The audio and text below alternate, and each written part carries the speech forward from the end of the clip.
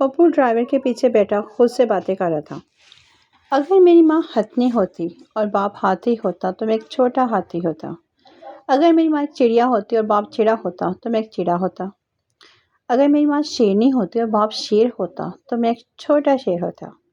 Driver کو غصہ آ گیا اور بولا، اگر تیری ماں کمینی ہوتی اور باپ کمینہ ہوتا تو کیا ہوتا؟ پپو، پھر میں ڈرائیور ہوتا۔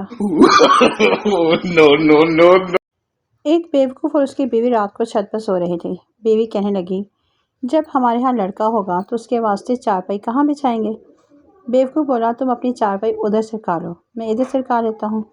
بیوی بولی، لڑکی کی دلہن کے واسطے بھی جگہ بنا لو۔ لیکن اب جو انہوں نے 4 چارپائیاں تھوڑی اور سرکائی تو دونوں چھت سے نیچے جا گرے۔ آخر دونوں روتے ہوئے اٹھے اور کہنے لگے، خدا ایسی دکھ دینے والی اولاد کسی کو نہ دے۔ کنوارے حضرات کے لیے شعر عرض ہے، نہ چاند رہے گا نہ ستارے رہیں گے، نہ چاند رہے گا نہ ستارے رہیں گے، کیا ساری زندگی ہم کنوارے رہیں گے؟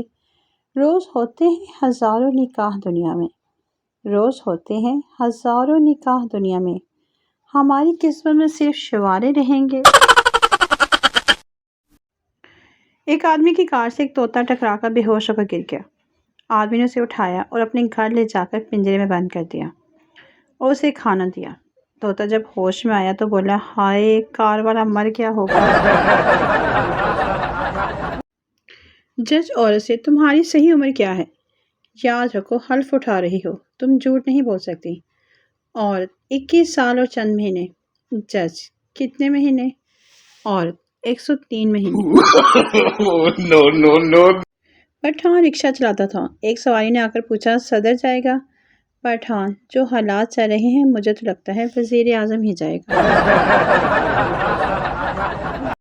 ایک میراثی کا کھوتا گم ہو گیا۔ وہ ڈھونڈ ڈھونڈ کر تھک گیا۔ آخر کار ایک درخت کے نیچے آ کر بیٹھ گیا۔ اس درخت کے نیچے ایک عاشق اور معشوق پہ بیٹھے تھے۔ عاشق بولا، صنم، تیری آنکھوں میں مجھے سارا جہاں نظر آتا ہے۔ میراثی نے کہا، دیکھی یار، میرا کتا کھوتا کدھر کھو گیا۔ لڑکا، جانو، ہمارے پیار کے بارے میں کسی کو مت بتانا۔ لڑکی، تیری بہن کو تو ضرور بتاؤں گی، وہ کہتی تھی کہ کتا ہی ہوگا جو تجھ سے پیار کرے گا۔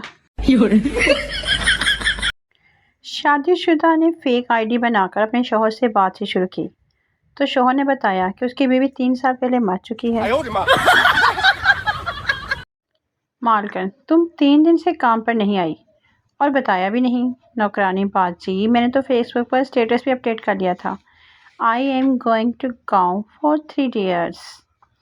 صاحب جی نے تو کمنٹ بھی کیا تھا، آئی مس یو نارین۔ مجرم، کوشش کرنا مجھے پھانسی نہ ہو جائے، عمر قید بھلے ہو جائے۔ پٹھان وکیل، ٹھیک ہے۔ اگلے دن مجرم سردار سے ملنے گیا۔ مجرم، کیا بنا؟ پٹھان وکیل، بڑی مشکل سے عمر قید کروائی ہے ورنہ جج تمہیں رہا کرنے پر تلا ہوا تھا۔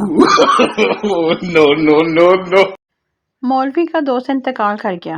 مولوی صاحب اس کی بیوی کے پاس افسوس کے لیے گئے۔ مولوی صاحب نے کہا، مرحوم کی یاد زیادہ استعمال کی ہوئی کوئی نشانی کے طور پر چیز لینا چاہتا ہوں۔ بیوی شرما کر بولی، مولوی صاحب، عدت تو پوری ہونے دیں۔ ایک افسر نے ایک سپاہی کی بہادری جانچنے کے لیے اچانک اس کے کاندھے پر بندوق رکھ کر فائر کر دیا۔ وہ سپاہی جوں کا توں کھڑا رہا۔ افسر نے خوش ہو کر کہا، ہم تمہاری بہادری سے خوش ہوئے ہیں، اس خوشی میں لو ہمارا کوٹ انعام ہے۔ سپاہی نے کہا، مگر مجھے کوٹ کی نہیں پتلون کی ضرورت ہے۔ افسر نے حیرت سے پوچھا، پتلون کی؟ مگر کیوں؟ سپاہی نے جواب دیا، کیونکہ آپ کے فائر سے میری پتلون خراب ہو گئی ہے۔